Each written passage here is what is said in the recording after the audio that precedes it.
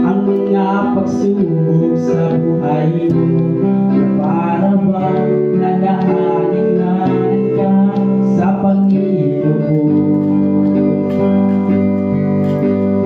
Iisip ka kung ano ang iyong gawin, ngunit nanatili pa rin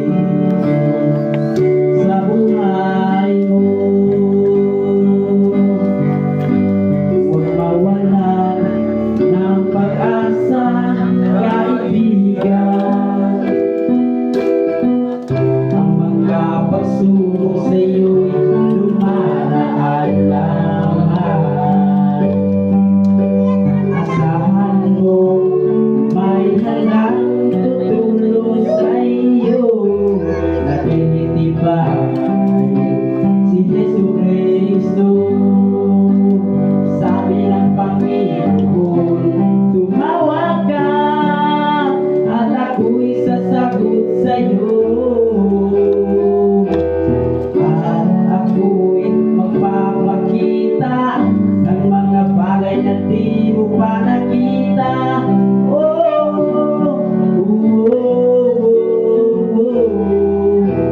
Walang imposible sa Panginoon. Bakit minsan kay dali nating lumimot sa Panginoon sa oras na tayo'y sagana?